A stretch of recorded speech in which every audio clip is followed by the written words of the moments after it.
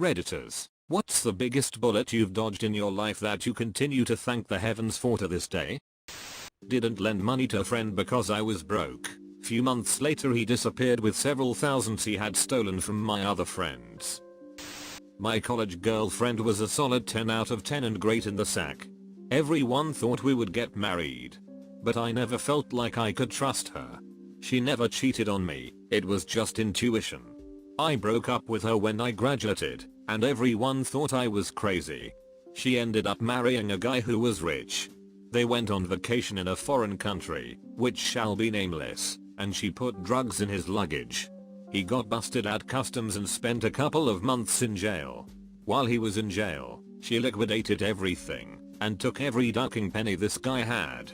Eventually, the police got involved, and they got her on tape admitting the frame and other things. She spent some time in jail. He rebuilt his life, and he's doing okay now, but it took years to get back on his feet. I'm keeping it vague because the news reports are still out there. We were all set and ready to put an offer on a house. Did the paperwork with the realtor, signed the check, put down the offer. The realtor was super pushy, but the room was 90 degrees, and we weren't thinking straight. After signing the papers, we go to see the house again with my in-laws and notice a ton of issues we hadn't seen before. Got really anxious, big issues like plumbing, a huge wraparound deck that needed work, etc. But we were stuck now. Got a call the next day from the realtor, saying that we never signed the bottom of the offer paperwork, and can we please come sign it right away. We decided not to, and are going to wait a bit and do this smarter next time. Don't rush when buying your first home, folks. Edit. This was the very first step in the process, prior to any inspection or anything. So by not having signed the offer, we didn't end up wasting any money. The choice: A. Stay in a dead, remote town of 600 people, because I liked, but did not truly love, the woman I was with, after the shop I worked at closed down. She had a good income, nurse, did not want to move, and was fine with me earning less developing my own business interests. Or B. Break it off, and move to a huge city and roll the dice. I chose B, and my girlfriend ended up fired for drug abusers, stealing them from work. I never suspected she was doing that, but she was making bank on selling what she stole. And I had an awesome time in Montreal. Was in Vegas during the concert shooting. We arrived a couple of days prior, and the stage where it happened was already set up. Every time we passed by the stage, my dad kept telling me, we should go there, looks fun. While I was in Vegas, we went to a Golden Knights game and planned to go see what that stage was all about afterwards. I was so tired during the game that I could barely keep my eyes open. My dad noticed, and told me we would go to the hotel to sleep instead of the concert. Buying the wrong house. Put an offer on a house that needed some work. Offer was refused. House sold a year later for $100,000 less than my offer. Bullet dodged. Bullet dodged by you. Bullet consumed by the house sellers. Got offered my dream job running an offshore aquaculture facility. Had to choose between the job and my significant other's future. Long story. I reluctantly declined the job. A few months later, I heard the facility was dealing with a serious disease issue and had no chance of being sustainable. Had I taken the job, I would have most likely been single living in a tiny seaside shithole town. The job would have sucked, and I would have only worked there for max 3 months before the place shut down. Was walking outside and thinking about how my class just went. Look down, and another step in front of me is a completely uncovered, open, unprotected manhole. I'm certain if I'd have maintained my path, I'd have fallen into it. I nearly got my wallet stolen while at Berlin. I had no clue about the amount of guilt trippers who try to trick people into pulling out their wallets. However, my friends who travel way more than me were there to yank me out of this situation and explain it to me. I dated a girl for about 3 years. I decided to leave because I thought she was gonna get me in trouble. Turns out I was right. We were teenagers and experimenting with drugs. Anyway, she wasn't happy about me leaving and reported me to the police for giving her drugs. A good lawyer and 18 months of probation saved me from doing 5 to 99 in prison for distribution. The bullet hit you partially, but you are still alive. I didn't understand how tickets worked. There was a fee and a court date, and I assumed I had to go to court that day and pay it there. Missed the court date. Went to the district attorney's office, and she looked right my 17-year-old ass and said, "Here's what I'm going to do. I'm going to reduce your speed. I'm going to completely ignore the fact that you were out after your curfew. I won't have a warrant out for your arrest, and you'll just have to pay a large fine. This is an almost literal get out of jail free card, don't waste it." I wanted to hug her through the glass, and I don't think I said thank you enough. My appendix exploded. One hospital rejected me and told me to go home and use some low-key painkillers. Got driven to another hospital, immediately rushed for an operation. If I spent another day at home I would have died. I could have also ended up with a major scar from my ribs to the lady parts. So lucky, but so shook. I dated a girl in high school who was super Christian and very much into purity culture. Every conversation we had somehow wound up back at how she wasn't going to have sex until marriage. I was extremely lonely and was just happy to have someone who said they cared about me, so I didn't mind. She dumped me our freshman year of college. We went to the same school, since she didn't get into the prestigious Christian college she wanted. About a month later, one of her friends called me and wants to talk. I'm glad she did, because it gave me some closure. As it turned out, my now ex was getting spit roasted on the regular by most of the cooks at her job, plus her boss and many others. Turns out she was dating me to maintain her country Christian girl image. Everything that came out of her mouth was a lie, and everything that went into it was a donk.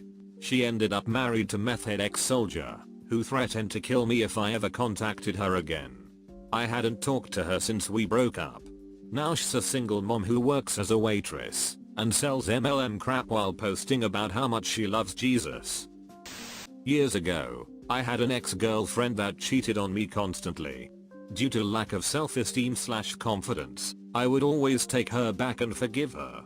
After what seemed to be a particularly final breakup, she asked to come over. I was reluctant, but said yes. When she arrived she tried to seduce me, and I just wasn't having it, so I kicked her out. A week later I find out she was pregnant. This wasn't confirmed, but I firmly believe she was aware of the pregnancy, and was trying to rope me into believing it was mine by having sex with me that night. Although I'm sure I would have found out it wasn't mine, the emotional turmoil from something like that would have been devastating. Moral of the story: think with the head on your shoulders, not the one in your pants. Death, twice. First time I was 21 and was having stomach pains, like screaming in sheer agony type stomach pains. But I didn't think it was anything crazy. I've always had stomach issues. Finally, after a couple of days, I went to the ER, and that had to do emergency surgery. Found out I have diverticulitis and one of the nodules had popped, spilling bile into the rest of the stomach and had infected my appendix as well. Doctor said I had about 12 hours left to live. Second time was this past year, around the scars from my diverticulitis surgery. I had developed 2 hernias. They weren't a bother for the longest time, but finally late last year, they started hurting. Each time I went to the hospital, they were able to calm my body down, and then pop the bigger hernia back in, and I was good to go. Until the last time, mid-May, surgeon came in and said, "We're doing surgery now to fix this." Good thing too, because he found some intestine had gotten stuck, and was getting strangled and was dying. Said I was probably about a day or 2 away from having all sorts of problems, if not straight out death. I hate my stomach, and it hates me. It's a tie between leaving Barcelona a few days before the van attack. Given the location of the attack, I most likely would have been there, had I agreed to my parents' suggestion to stay a few more days in the city, post summer school, or the Tinder date I almost went on in Shanghai. Got to the metro station, and was met by a guy who asked me if I was Hunter, here to see the girl. If so, she's inside the bar, follow me. I said something hurriedly to him in Russian, shrugged my shoulders, and walked away from him as if I had somewhere to go. I once slipped on ice and into the street, right after a truck went by. I had stopped to pick up my phone moments before. If that didn't happen, I'd be a flapjack right now. There was a bad windstorm in 2008 in Cincinnati, Ohio, that came from a hurricane. Cincinnati is actually in the Ohio Valley, which means it doesn't typically get that windy. It was my future father-in-law's birthday, and we were trying to make it over to their house for lunch, only 5 minutes away. The main road is blocked by police cars, as trees and power lines had fallen. No worries, I'll take the back way. I go a little further, and have to turn around because another tree had fallen and blocked both sides of the road. I turn around and go another direction. I get to the end of the street, and can go either left or right. The left is blocked by a cop car, and another car just turned around, so I'm going to go right. It's a three-way stop, and I stopped first. I started to go, and the car on my left who just turned around wasn't stopping, and ran the stop sign. I was frustrated, but heard a creaking sound. A 25-foot plus tree fell with the trunk perpendicular to where me and my now wife were sitting, covering all windows with branches. We crawl out of the car, and notice the tree itself is only being held up by stretched out power lines. If those power lines wouldn't have held the tree, we would have been crushed without a doubt. We just celebrated our 9th wedding anniversary, and have 4 beautiful children, but it all could have ended that day. TLDR, a tree fell on my car at a stop sign, but we were saved because power lines caught it. I was born addicted to crack, PCP and alcohol during the peak of the crack epidemic in Los Angeles. Hours later I went to a foster family who loved me unconditionally and provided me with a normal and stable home. Today I'm a successful educator, working on a doctorate, and healthy as can be. Obviously, that could have gone very differently. I've built my career in creating programs for foster youth to successfully reach their educational goals, and I see firsthand every day what happens when you're not handed the golden ticket of a good foster family. I almost got into a relationship with a lady divorcing her husband that had 2 children. The kids were fine, but she never really wanted to leave him, despite everything that she said. She just wanted to get from me what she wasn't getting from her marriage. And me, I was just being strung along. Thank God I got out of all of that. I got divorced after nearly 18 years of marriage. Under our state alimony laws, I would have needed to pay her 30% of my before tax income for nearly 15 years. There's an exception. However, if she remarries or lives with a partner, then she gets no alimony. While the divorce proceedings were going on, I learned that my ex, A, was living with a partner, B, posting about it on Facebook, and C, had not made her Facebook private. Thank God, because that enabled me to very quickly and easily prove that my divorce should involve no alimony. I had a job I hated. It paid alright, commute was reasonable, I was good at it, the work itself was great, but management were complete assholes. With so many positive, I was scared of leaving. I did not know if what I found next would actually be better, or just different problems. I realized that I was a miserable person at home too. That's when I realized that I had to leave. Luckily I took the leap. My current job certainly has problems and bad days, but nothing like that last one. When I was really young, I was pressure washing my driveway with my dad. My dad was watching the whole time, but he had to go do something else, so he turned off the washer and said not to touch it. Stupid bastard me didn't listen to him, and didn't appreciate the actual power of these things. So anyway, I turned it back on when he left, and ignored his instructions. It suddenly cut out. I had no idea why, and I was freaking out as to why it was only pushing out a tiny trickle of water, and that my dad would be mad. I was trying to fix it, and I remember looking down at the nozzle. I remember this years later, as how dangerous it was. I was essentially holding a misfired gun with a barrel right at my eye. I am so damn lucky that thing didn't go off for whatever reason. So lucky. Back in my heyday of being bullied, it all came to a climax. For 7th grade that is. Still got bullied pretty hard after, lol. I was walking home from school with some people that were in my grade. I approached the stop sign waiting to pass, as there were cars still going, when my whole body was thrown into the street. A school bus was screeching to halt. but not fast enough. I could see the distance closing in, and all I had was pure instinct. I used that push that made me fall and the momentum with it to force my body to move out of the way.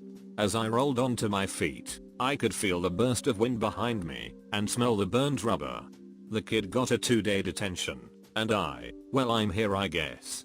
So I dodged a huge bullet in that sense. A girl liked me in 8th grade but I thought she was just a friend, plus my buddy liked her. We had a genealogy project in civics class, and we learned that we were cousins. Instantly clicked with this girl on a dating app. We chat every day for almost 2 months. Finally met her in real life. Turns out she was a single mother of more than 6 kids and had the nastiest car I've had ever seen. I gave up on counting how many used cigarette butt filled Starbucks cups were in the backseat. Sitting on a bench in the front of a store. My GF at the time had bought 3 things: hair dye, a bottle of liquor, and a pregnancy test. Depending on the results of the test, either she'd be dyeing her hair and I'd be getting drunk, or she'd be dyeing her hair and getting drunk. She got wasted that night. Bullet dodged.